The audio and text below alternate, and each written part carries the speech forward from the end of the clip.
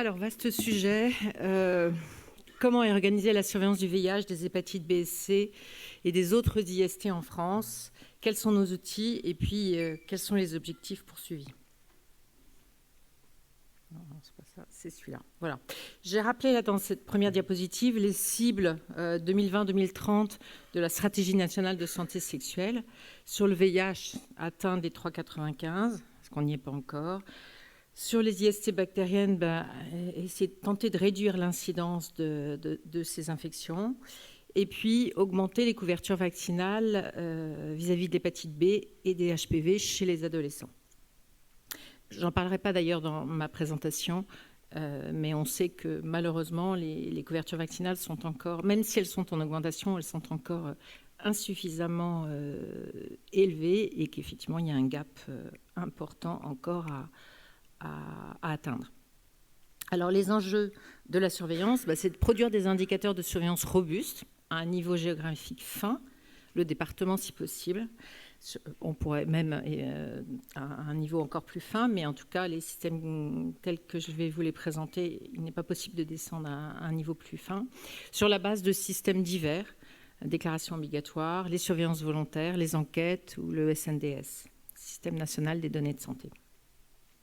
Et ces indicateurs de surveillance robustes, ils sont indispensables ensuite pour estimer d'autres indicateurs clés que sont bien sûr l'incidence du VIH ou du VHC, le nombre de personnes non diagnostiquées, les délais entre l'infection et le diagnostic, les cascades de prise en charge.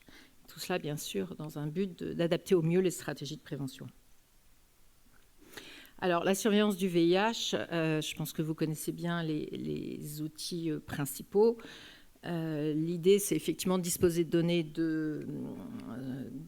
de dépistage et de diagnostic. Les données de dépistage sont importantes pour mesurer l'impact des stratégies de dépistage et puis notamment l'application des recommandations au vu des facteurs d'exposition au virus. Et puis, ces données de dépistage, elles sont importantes aussi pour interpréter les données de diagnostic, puisque s'il y a de plus en plus de dépistage du VIH, effectivement, la probabilité de diagnostiquer un cas augmente. Alors, ces outils, quels sont ces outils? L'enquête, ce qu'on appelle l'enquête Labo-VIH, qui est réalisée tous les ans auprès de l'ensemble des laboratoires de biologie médicale et qui nous permet d'avoir un nombre annuel de sérologies VIH réalisées et de sérologies confirmées positives. Alors l'ensemble des laboratoires ne participent pas, donc on corrige ces données pour tenir compte des laboratoires non répondants et au final on arrive à avoir des estimations au niveau national, en général régional et plus ou moins départemental selon la participation des biologistes. Autre système ensuite, c'est bien sûr la déclaration obligatoire du VIH qui a été mise en place, comme vous le savez, en 2003 et qui se fait en ligne depuis 2016 avec l'application IDEO. La déclaration obligatoire, elle nous permet d'avoir un nombre annuel de découvertes de séropositivité et puis d'avoir des principales caractéristiques épidémiologiques sur lesquelles la prévention peut s'appuyer. Mais là aussi, on a une sous-déclaration importante et on est obligé de corriger ces données et on les corrige notamment avec l'enquête Labo-VIH. Il y a aussi une surveillance virologique du VIH qui est réalisée par le Centre national de référence du VIH à Tours, qui réalise un sérotypage et un test d'infection récente. Et ce test d'infection récente, il nous sert à repérer les diagnostics précoces, à être plus fin dans notre définition de diagnostic précoce. Et il a aussi été utilisé pour l'estimation de l'incidence, mais j'en reparlerai un peu tout à l'heure. Alors, autres outils qu'on utilise, le SNDS, qui là nous donne là aussi des données de dépistage. Avec l'intérêt, c'est on peut avoir un nombre mensuel de sérologies VIH. Par contre, l'écueil, c'est que ce sont des sérologies qui sont remboursées par l'assurance maladie, c'est-à-dire que sont exclus tous les tests qui sont faits de façon gratuite, ainsi que les tests qui sont faits en hospitalisation dans un établissement public. Et finalement, il y a quand même un hiatus entre ce qu'on peut estimer via notre enquête Labo-VIH qui la couvre l'ensemble des sérologies réalisées par les laboratoires et les données du SNDS. Mais l'intérêt du SNDS, c'est qu'on a aussi des données par sexe, par âge, région, département et aussi la CMUC notamment. Le SNDS nous permet aussi de suivre le nombre de tests réalisés dans le cadre de VIH tests. Ça, ce sont des données qui nous sont pour l'instant fournies par la CNAM, puisqu'on n'a pas encore accès à ce code spécifique qui permet de repérer les sérologies qui sont faites dans ce cadre. On a aussi la surveillance Cégide qui repose sur une transmission par les Cégides de données individuelles et qui nous permet d'analyser les consultants, ou plutôt les consultations. C'est un petit peu le problème de ce système, c'est qu'effectivement, il n'y a pas forcément de chaînage entre les consultants sur une même année. Néanmoins, on a grâce à ces données individuelles et un taux de participation qui a nettement progressé, et je remercie vraiment les Cégides de participer de mieux en mieux à cette surveillance. Ça permet d'avoir des données sur les dépistages et diagnostics qui sont faits dans ces structures. On a des données d'enquête qui nous permettent de disposer de données comportementales, plus ou moins de données de séroprévalence. Et je vais citer là l'enquête ERAS, qui est réalisée chez les hommes qui ont des rapports sexuels avec les hommes. L'enquête Coquelicot, qui est réalisée chez les usagers de drogue, j'en reparlerai un petit peu tout à l'heure, et qui est réalisée par l'INSERM, en lien avec Santé publique France. Par exemple, l'enquête Unono Wamaoré, qui a été réalisée en population générale à Mayotte, qui a donné pas mal d'indicateurs, et notamment sur le VIH et les IST, et puis des enquêtes en population générale, comme le baromètre santé 2016. Alors, quels sont les points forts et les points faibles de la surveillance du VIH ? L'intérêt, c'est qu'on a vraiment une gestion centralisée des données, avec une gestion homogène qui est basée sur des procédures très détaillées et qui nous permet de produire chaque année donc, des indicateurs corrigés sur l'activité de dépistage et les nouveaux diagnostics pour tenir compte notamment du défaut d'exhaustivité. Mais bon, vous verrez qu'il y a quand même pas mal de points faibles que j'ai listés là.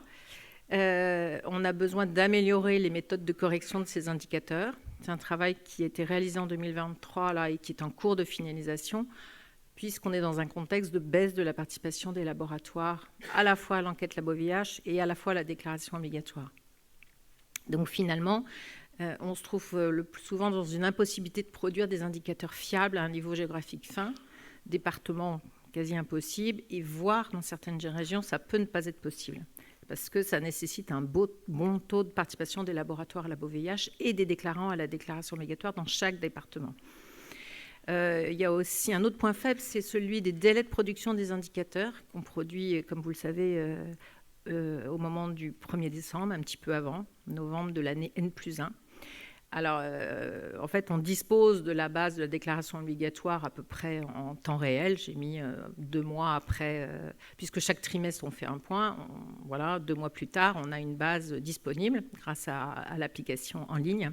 Mais on a besoin de disposer de l'enquête Labo-VIH pour ensuite faire ces corrections et produire des données corrigées. Finalement, c'est ça qui nous freine dans le calendrier de production des données. Et puis, dernier point, c'est qu'on a absolument besoin d'indicateurs de surveillance robustes pour produire d'autres indicateurs dont j'ai déjà parlé, notamment l'incidence du VIH. Alors, comment avoir des indicateurs de surveillance du VIH robustes ? Quels sont les besoins, quelles sont les perspectives ? Alors, je vois qu'il y a eu je n'étais pas au courant de recommandations du TRT5, mais je regardais avec attention. Et puis, il y a aussi effectivement le travail du Conseil national du sida et des hépatites virales en ce moment qui fera des recommandations dans ce sens pour comment tenter d'améliorer les choses. Alors, premier point, ça serait de remplacer les enquêtes Labo-VIH par des extractions automatisées par les laboratoires. Et c'est le projet qui s'appelle désormais Labo-SI, qui est en fait la pérennisation et l'élargissement de CIDEP. Et CIDEP, ça, je pense que vous en avez entendu parler au moment du Covid, qui permettait d'avoir l'ensemble des dépistages et des diagnostics positifs au SARS-CoV-2. Et l'intérêt de ce système, c'est que ça nous permettrait d'avoir des données exhaustives de dépistage et puis de sérologie positive quasi en temps réel. Et ça nous permettrait du coup de corriger beaucoup mieux les données de la déclaration obligatoire du VIH et de produire des indicateurs dès la fin du premier semestre de l'année N+1. Mais j'en parlerai à la fin. Remobilisation des déclarants à la déclaration obligatoire du VIH. Là, je pense que les Corévis ont vraiment un rôle à jouer, et il y en a un certain nombre qui le jouent, ce rôle. Et on sait bien qu'il y a une exhaustivité qui diffère d'un Corévi à l'autre ou d'une région à l'autre. Mais on a aussi, nous, de notre côté, des efforts à faire. Et effectivement, notamment une rétro-information régulière aux établissements de soins et aux Corévis sur les cas qui déclarent. Et ça, c'est possible de le faire puisqu'on fait un point chaque trimestre sur des données brutes.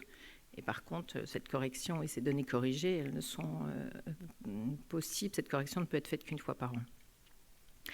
On a aussi besoin d'améliorer l'outil de l'application IDEO pour permettre notamment une identification des déclarants par ICPS, c'est-à-dire non pas la carte physique, mais une connexion en ligne avec, sans avoir à introduire sa carte dans le lecteur de carte, mais tout en garantissant une authentification forte telle qu'elle est demandée par la CNIL.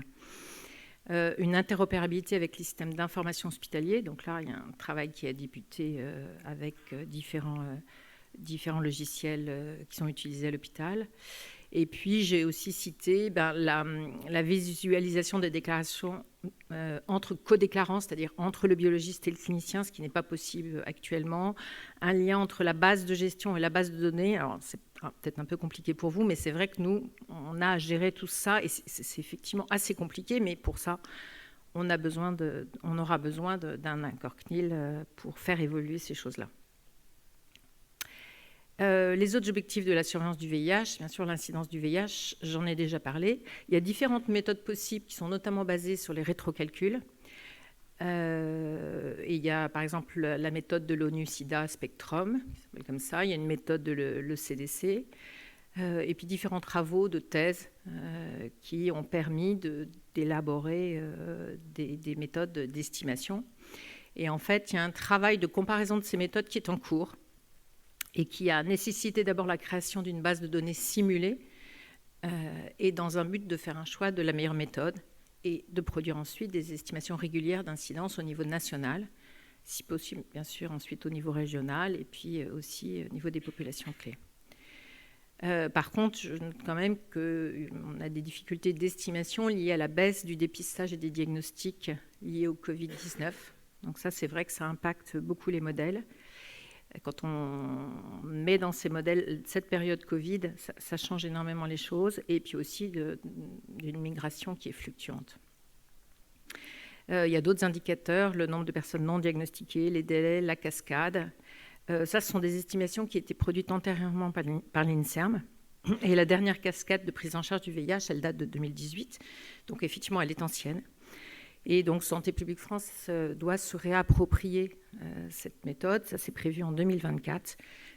Et ça se fait sur la base des données de la déclaration obligatoire du VIH, mais aussi des données du SNDS, des cohortes hospitalières, FHDH et Akivi, et puis avec l'appui de l'expertise du groupe VIH-IST de l'action coordonnée modélisation de l'ANRS-MIE.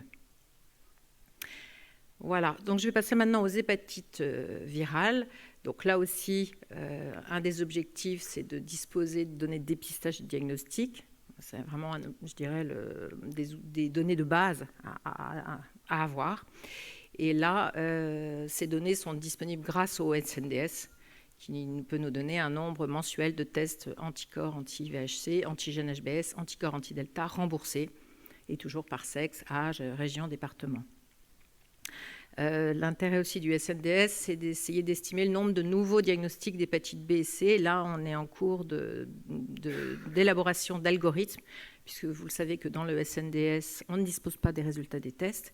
Et donc, le seul moyen, c'est de construire un algorithme qui permet de chaîner une personne avec la réalisation d'un test et ensuite la réalisation d'examens complémentaires ou la mise sous traitement, mais d'examens complémentaires qui signent la positivité du test qui a été réalisé.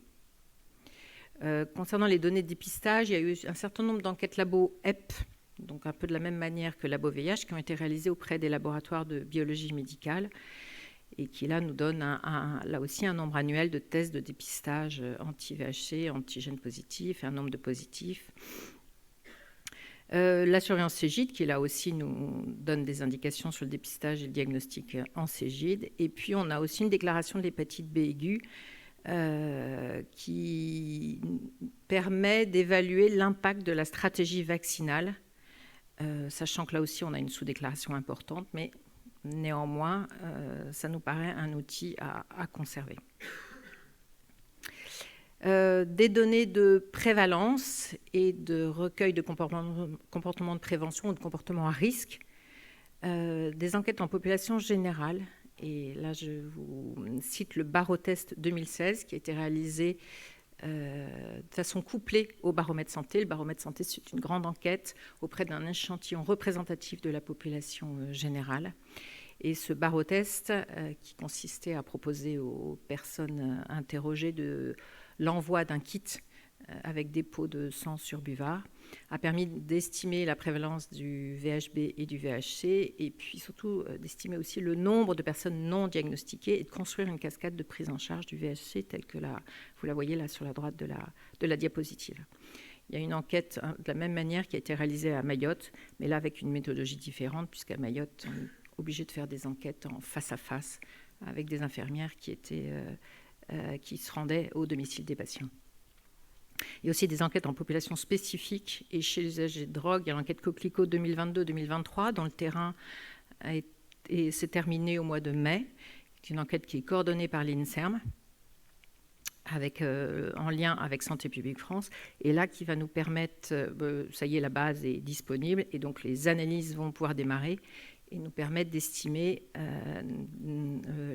réestimer la prévalence des hépatites B et C chez les usagers de drogue, l'incidence du VHC, une cascade de prise en charge du VHC, et puis disposer de données de dépistage VHB-VHC, et puis de vaccination VHB. Il y a aussi l'enquête ERAS 2023, qui là aussi peut nous donner des données de dépistage et de vaccination. Il y a une analyse qui a été faite sur ERAS 2021, mais qui va être refaite là sur les données de l'enquête réalisée en 2023. Données de prise en charge, là, elles sont basées sur le SNDS. Alors, il y a les données des ALD, avec un nombre total de bénéficiaires et de nouveaux bénéficiaires, mais ces données sont quand même... il y a quand même une grosse limite, parce qu'effectivement, il y a un certain nombre de patients qui peuvent guérir et qui, finalement, sont toujours sous ALD. Donc, finalement, même si on peut les exploiter, voilà, il y a des limites à l'utilisation de ces données. Permet d'identifier les personnes prises en charge et puis aussi de suivre l'initiation des traitements par antiviraux à action directe pour l'hépatite C chronique.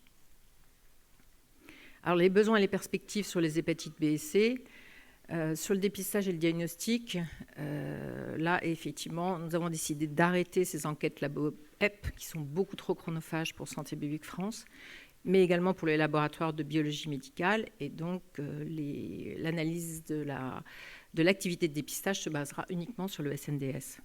À terme, bien sûr, on est en attente du projet Labo OSI, qui pourrait nous donner des données exhaustives de dépistage et de sérologie positive.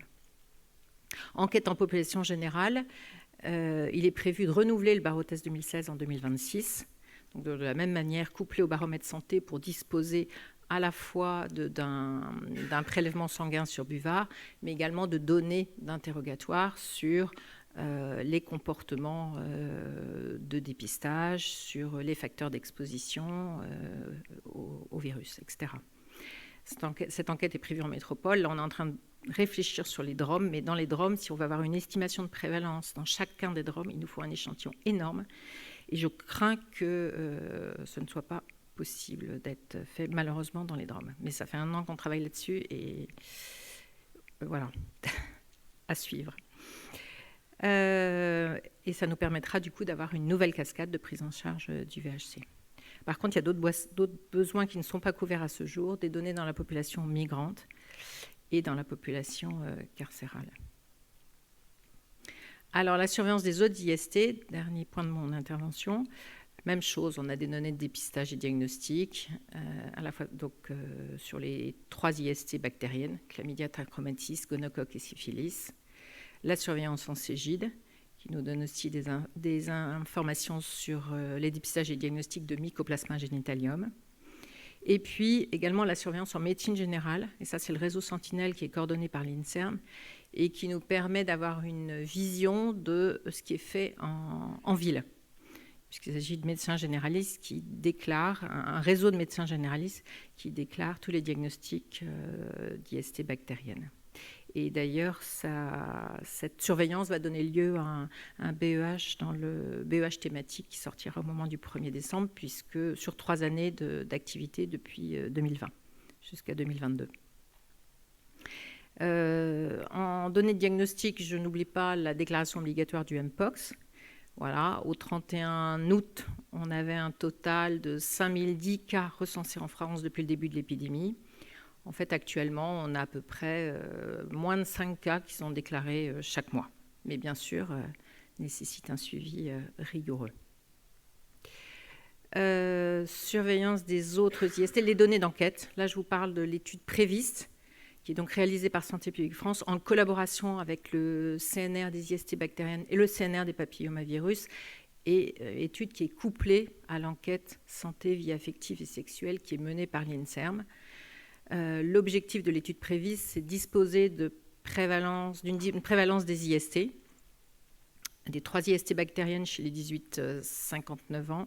Non, d'ailleurs, non, je dis n'importe quoi, parce qu'on n'a pas la syphilis. C'est chlamydia, gonocoque et mycoplasma génitalium, puisque c'est basé sur un autoprélèvement vaginal chez les femmes et un autoprélèvement urinaire chez les hommes. Et puis, on devrait aussi pouvoir, on espère avoir des données de prévalence d'HPV chez les plus jeunes, 18-29 ans. Et là, ça nécessite un prélèvement pénien chez les hommes et ça peut se faire sur le prélèvement vaginal chez les femmes. Donc c'est en population générale, c'est-à-dire qu'une fois que les personnes ont répondu à l'enquête menée par l'INSERM et à tout un interrogatoire, on leur propose de l'envoi de ce kit de prélèvement. Et on aura ainsi aussi les facteurs associés à ces infections, et puis ça permettra de mesurer l'efficacité de la vaccination contre les HPV, et puis d'avoir des données de base chez les hommes. Le terrain, il est encore en cours. Il porte sur France entière, donc la métropole et Guyane, Guadeloupe, Martinique et Réunion. Et il doit se terminer fin 2023. Et donc l'analyse des premières données va démarrer en 2024. On a aussi des études autour de la syphilis congénitale, sachant qu'il y a un objectif d'élimination de l'OMS. On n'y est pas encore. Là, comment on procède? On essaie de repérer les cas dans le PMSI. Un retour auprès des établissements pour valider est-ce qu'il s'agit bien d'une syphilis congénitale ou pas. Et l'objectif est de mettre en place une surveillance prospective basée sur le PMSI. Il y a aussi une analyse des données de l'enquête nationale périnatale 2021 dans laquelle il y avait une question sur le dépistage de la syphilis chez les femmes enceintes. Donc, tout ça, c'est en cours. Étude ERAS, là aussi, c'est un travail qui a été réalisé sur les facteurs associés au comportement de dépistage des IST bactériennes au diagnostic chez les HSH. Et les HSH s'interrogeaient dans la moitié parmi les répondants à l'enquête ERAS disent effectivement avoir été dépistés par au moins une IST dans les 12 derniers mois et pour 17% d'entre eux à peu près avoir été diagnostiqués pour une IST. Et j'en arrive à ma diapo de conclusion pour dire que le SNDS, c'est vraiment une source de données intéressante pour avoir des tendances. Mais concernant les dépistages, il s'agit uniquement des dépistages remboursés. Et puis d'avoir des tendances sur les diagnostics, même s'il s'agit d'un proxy. Mais en termes de tendance, je pense que c'est intéressant, c'est une source importante. Surveillance en CJ, je vous ai dit, le taux de participation est en hausse. Là, vraiment, en 2022, les premières données qu'on a pu analyser. Donc ça, c'est une bonne nouvelle. On est en attente de labo SI, car c'est vrai que ces enquêtes auprès des laboratoires sont trop chronophages et non exhaustives pour capter l'ensemble des dépistages et diagnostics.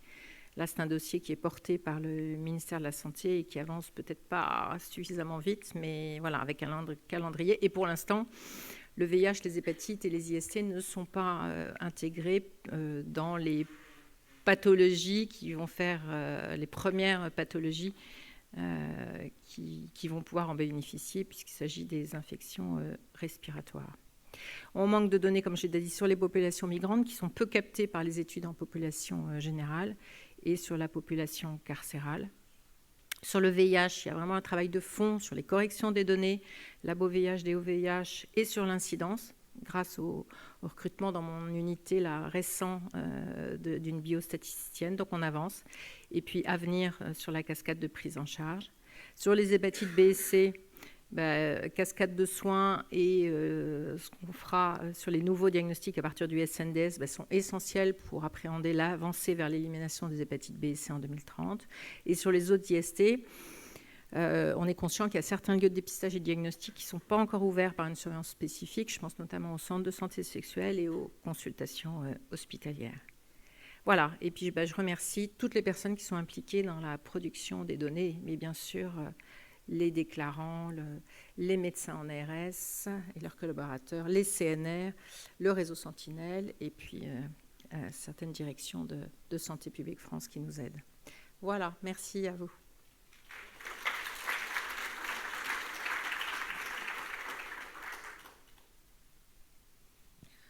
Alors, on a 5 minutes pour une ou deux questions à Florence. Catherine.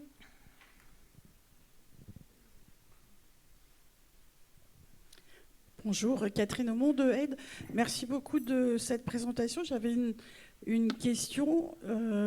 Dans les données de dépistage, que ce soit VIH ou hépatite, vous cumulez pas les TROD qui sont faits par les associations, parce que c'est... alors bon, à Aide, on en fait un certain nombre qui n'est pas négligeable.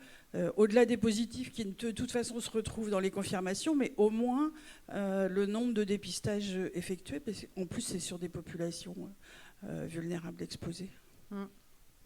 Non, effectivement, dans les enquêtes auprès des laboratoires, on demande aux laboratoires d'exclure les TROD qui sont réalisés. Ouais.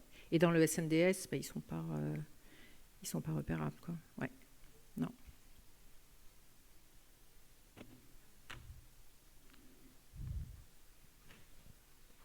Oui, allô, vous m'entendez? Oui. Bonjour, Alain Volnian pour le ATG. J'ai une question. C'est pas une question, en fait, c'est un plaidoyer, parce que le baromètre santé, qui ne porte pas sur les drogues, comme vous l'avez bien expliqué, pour moi, c'est une chose inimaginable en 2023. On est d'accord. Ce sont des départements qui ont des taux de diabète épouvantables. Enfin, je ne vais pas vous faire le portrait épidémiologique. Ah oui, non, mais attendez. Oui. Si, quand je veux dire... j'exagère. Le baromètre santé portera sur les DROM en 2026. Excusez-moi. Effectivement, j'ai dit DROM, mais c'était par rapport aux hépatites virales B et C, okay, où là, on a une prévalence de 0,3%. On a estimé qu'effectivement, si on voulait pouvoir estimer la prévalence dans chacun des DROM, puisque effectivement, il n'a aucun sens de cumuler l'ensemble des DROM, il nous faut une prévalence. Il nous faudrait un échantillon, il faudrait pouvoir interroger 15 000 personnes en se disant qu'il y a à peu près la moitié peut-être qui accepterait le kit, et ensuite encore une partie qui le renverrait. Il nous faudrait à peu près 3000 des buvards pour à peu près 3000 personnes dans chacun des DROM. Voilà. Mais absolument, je suis désolée si je me suis mal exprimée. Le baromètre santé 2026 sera fait en métropole et dans les DROM, avec un échantillon prévu autour de 1500 personnes dans chacun des DROM. Voilà. Une question éventuellement ?